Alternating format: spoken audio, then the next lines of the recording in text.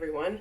I'm currently in my kitchen. You're sitting in my cupboard, and today's video is going to be inspired by my best friend Jessica, who wanted me to do a what I eat in a day video. I think these videos are really interesting for people who sort of struggle with finding new recipes or just don't know what to make on a day-to-day basis. I'm going to tell you a little bit about my eating habits and how I like to cook. Generally, I eat 3 meals a day, so breakfast, lunch, and dinner. I wake up pretty early and I go to sleep pretty early for someone my age. So I'll wake up around 6 and then I go to sleep around 11-ish. So when I eat dinner, it's pretty early, and then breakfast is usually an hour or two after I wake up. If it's on a work day, then I'm eating much earlier, especially because I have to leave the house. But essentially, that's my eating habits. I cook rarely just for myself, unless I'm home by myself, but I live with my family, and so if I'm gonna cook, I'm cooking for everyone to have something to eat. So the portions are a little bit bigger. Just keep that in mind if you're gonna take inspiration from this to cook for one person, because the portions that I make are much bigger.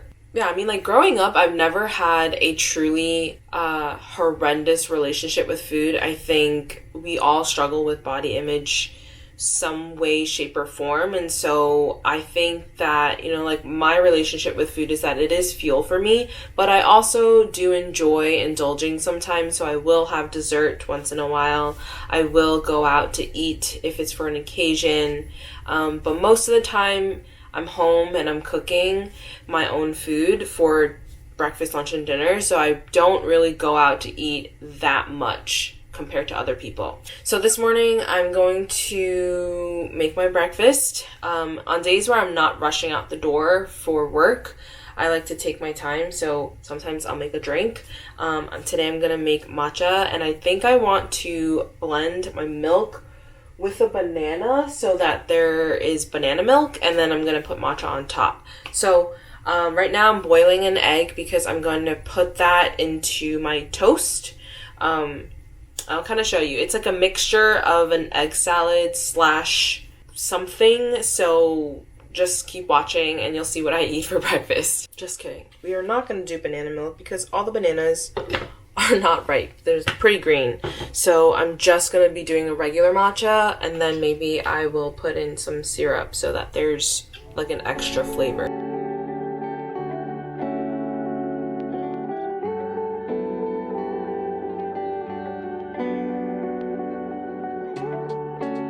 So I have my matcha here. I've heated up my water in my gooseneck kettle, and then I bloomed my whisk. So now I'm just gonna put some of the water into the chawan, and then I'm gonna whisk that all together. I got this new ice cube tray, and this is really for alcohol because the cubes are huge cubes, but I thought it'd be fun to see what this cube looks like. Ice crystals. This is so cool. I'm gonna pop out one of these cubes, but this is what the cube looks like, and then that's just gonna go. Oh my god, it does not even fit in my glass, but that's okay. Looks like that. I think I need to get a new whisk because this one's getting a little bit old, but it still does the job. So I'm gonna grab my milk and we're gonna put this into the cup. And then maybe the ice cube will help a little. Oh yeah, there you go. It's cracking. Okay, so I did 3/4, maybe a little bit more. That's fine. And then I have this syrup from Trader Joe's. It's the Trader Joe's bourbon vanilla bean syrup. I don't remember when I got this, but obviously you can see I've used quite a lot of it. Usually I only use this for my lattes and stuff. I don't really bake with this, but you can definitely see the vanilla bean in here, so I kind of just eyeball how much I put in. Maybe that much. This looks so cool. Okay, and then lastly, I pour the matcha on top. So that has all been whisked. Now I have my chawan here. I feel like this part is so satisfying when you pour the matcha on top. So here is the cup. And then this is what it looks like when you pour the matcha on top. That's my matcha latte. Now let's move on to actual food. All right, so you guys saw me already make the cucumber part. I boiled my egg, that's done. Basically what's left is me to toast my sourdough bread. So I'm gonna put this into the oven, and then I'm gonna make like an egg salad thing with some cottage cheese. Usually I also put avocado, but we finished all of the ripe avocados, so I don't have that on hand right now. This is my homemade sourdough bread. I usually cut them in half because the whole slice is too much, so I'm gonna put this in the oven and then I'll come back and show you the mixture that we're gonna make for the egg salad. I've grabbed a bowl. I'm going to put all of the cucumbers that I cut up before into this bowl. I like to do this because the cucumbers just give the egg salad a little bit of a crunch. Usually egg salad is pretty soft because it's just like egg and mayo, but I like there to be a little bit of a crunch. I'm gonna grab my boiled egg and we're gonna peel this. The key ingredient here for extra protein is cottage cheese. I like to use the light version, so this is the low fat. There's full fat version, you can do that as well. I just like the low fat because I don't need all of that really. Maybe like 2 scoops or so. And I used to think that cottage cheese was really gross, but it has a lot of protein. It also is not as like gross as you would think. I think a lot of people mix cottage cheese for the thought of what like feta might be, or like the smell of feta plus the texture of ricotta. It's not as pungent as feta. So I would say if you're worried about that, definitely give it a try. They have like the small cottage cheese cups. You can eat that, try that, and see if you like that better. And then I just have some everything with the bagel seasoning. So I put this just to give a little bit more saltiness and flavor to this. So I'm going to sprinkle some of that in there. And then I take a fork and I just mash this whole thing up. Okay, so this is the mixture. Really, the best part here is the yolk. I'm gonna give this a good mix. The cottage cheese kind of acts like as a combinant, so it moistens the entire mixture a little bit. I think I'm gonna add just a touch of Dijon mustard, and that's gonna also give it a little bit more flavor. So I've made my breakfast. I just took a picture so that I can show you guys what the whole thing looks like. This is my matcha. It's still, like, the gradient is still there, which I think has to do with the temperature of the milk plus, like, the matcha itself because of the cube. But anyways, I did add some Dijon mustard. My bread finished toasting. As you can see, there's, like, some brown spots on the bread. And then usually I will eat this while I'm watching TV, but I will be talking to you guys today. So I'm gonna sit here and I just put some of this mixture onto the bread and dig in. That hits the spot. I just looked in the fridge. I have some leftovers from like dinner and some like small stuff from a couple of days ago. So I do want to try to finish that up before I make anything new. And then for dinner tonight, I think I want to make chili. So I just defrosted some sausage meat. We're going to take the meat out of the casing and use that as the ground meat. And then I'll put in tomato sauce and everything else, like the beans and stuff later on. But yeah, cooking is a full-time job. You literally have to think about it from the morning. Like, I'm literally planning what I'm going to be making for dinner right now, which is not even 8 o'clock. It's 7:54, which is crazy. But what's the truth? I wanted to try the matcha for you guys on camera. So I'm just going to give it a small mix and mix all of the matcha in with the syrup as well. Cheers.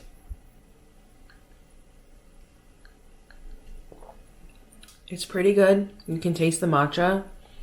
It's definitely not as sweet as matcha you would get at a cafe or even like at Starbucks, honestly. So if you're not into sweet things, this is probably good for you.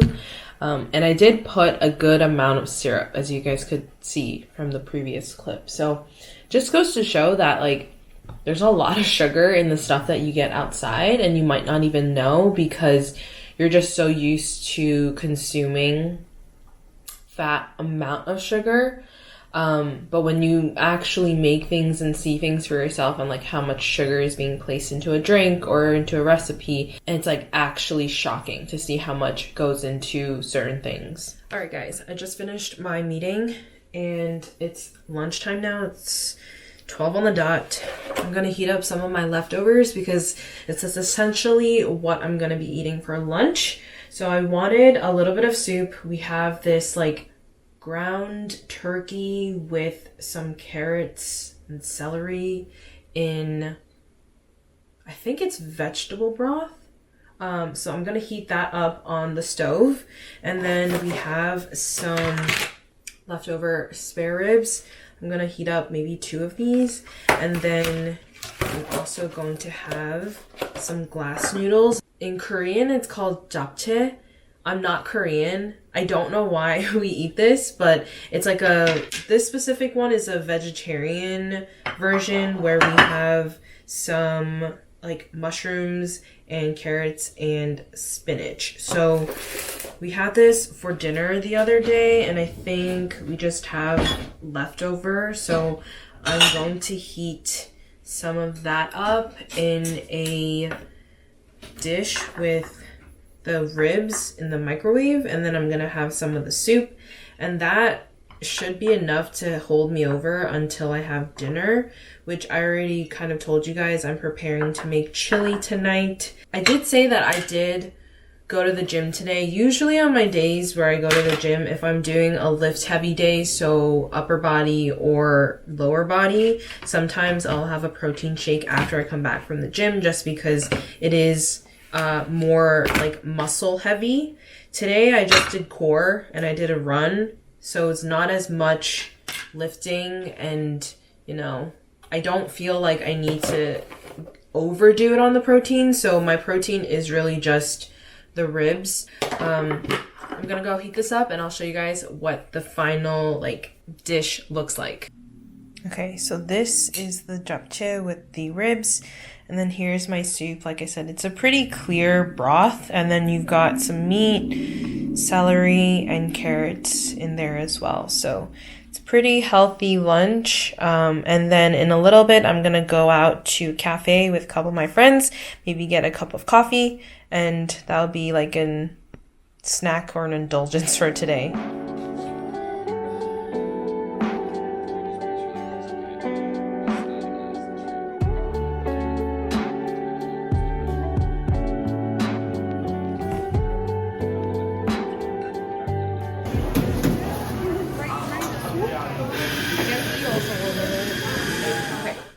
Hi guys, I'm back in the kitchen. I'm gonna get started on dinner. It is currently 5 o'clock.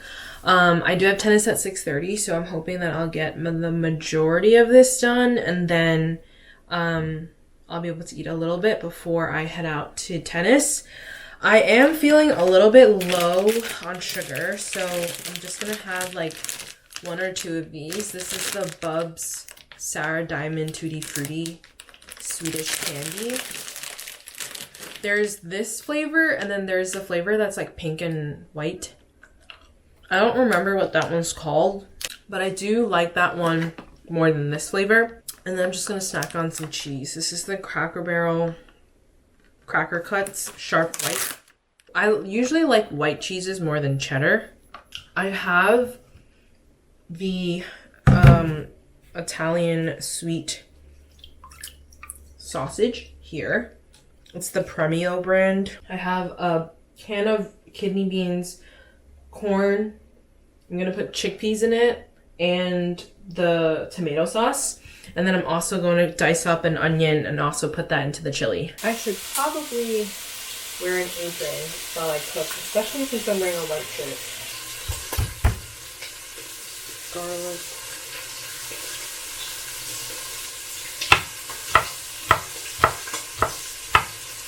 So this is what I have going on in the pot. It's browning. I really just want to break up all of this meat. Okay, so sorry for the change in the camera quality. I have to film on my phone because the camera died and I don't have time to charge that while I'm filming the video. So we're gonna continue this on my phone. I'm still breaking up the meat. It's a little bit harder because I kind of let it cook all the way, but I'm doing the best that I can. What I'm gonna do is take this off the stove, and then I'm gonna add the garlic and the onions into all of the juices that the meat kind of rendered out. There's a bunch of fat in there, but also there's a bunch of flavor. So that is great for the cooking. So I got all of the meat out. What I mean by the flavoring that's left, this is what your pan will look like, or like the saucepan. So I'm going to put all the aromatics into there and let that cook for a little bit. Just let that saute so that it absorbs all the flavors. This is a yellow onion, so it will become translucent once it's all completely cooked, and that's what we're looking for. We want to get some of that color from the base here, but then also we're getting the onions to cook down a little bit because we don't want it to be super hard. So over here on the side, I'm going to decan all of my ingredients that is going to go into the chili. So like I said, I'm doing chickpeas, corn, and kidney beans. I have a empty bowl here, which I'm going to dump out all of this into. I personally like my chili to be a little bit chunky, which is why I'm adding all of these ingredients. Now, if you don't like that, then you can definitely just do your sauce and the meat and like one bean, but I like my chili to be a little bit more on the thicker side, so I'm putting a lot of add-ins. Okay, so these are all the fixins. For the most part, the onions are translucent. So now I'm happy with the way that this looks. It might be a little bit fine, but that's okay. I'm gonna add in the meat into there. We're gonna add our fixins. I'm gonna give that a quick saute before I put in all of my other ingredients and spices and whatnot. So I have a couple things that I want to try. My friend went to the Netherlands and she gave me these two things. This is like a garlic paste, and then this is a like paprika paste kind of thing. So I want to try both of these, and then I'm going to put some, we're gonna do garlic salt, and then I'm looking for, ideally I would put basil, but I can't find that, so we're gonna go with parsley. That's fine.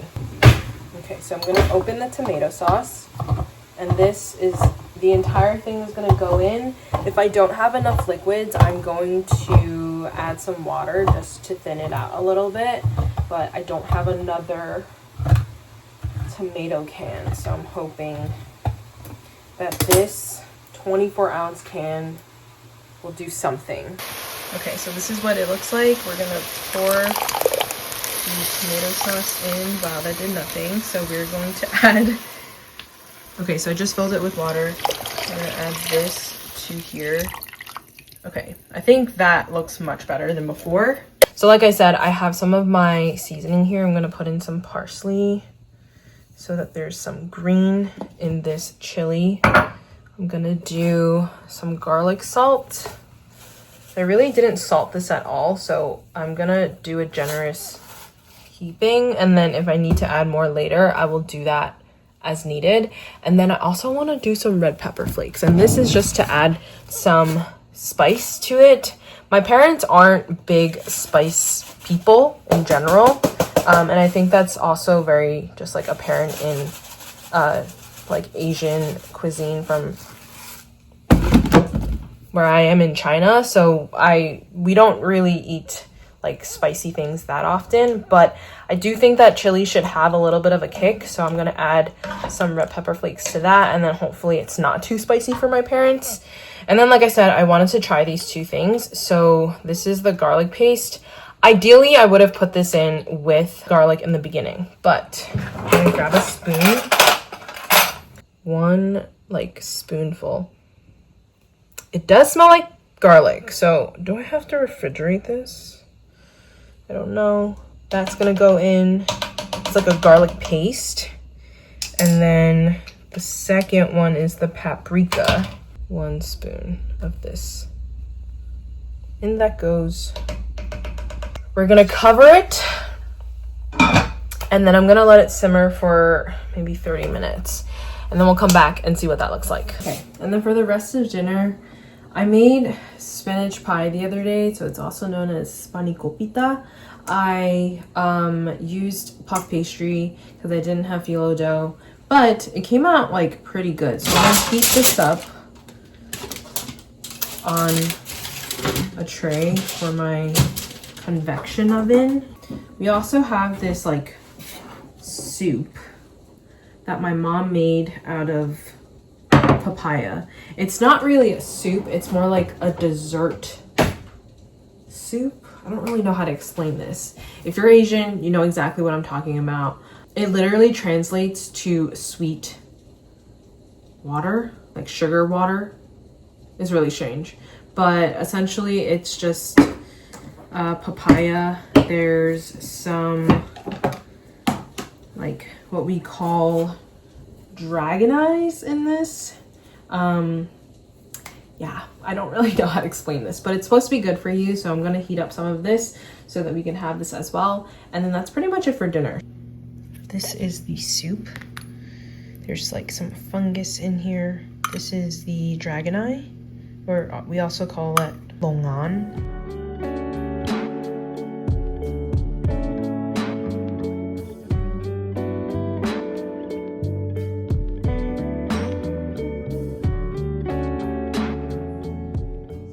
After I came home from tennis, I was still craving another sweet treat, so I grabbed myself a Poppy.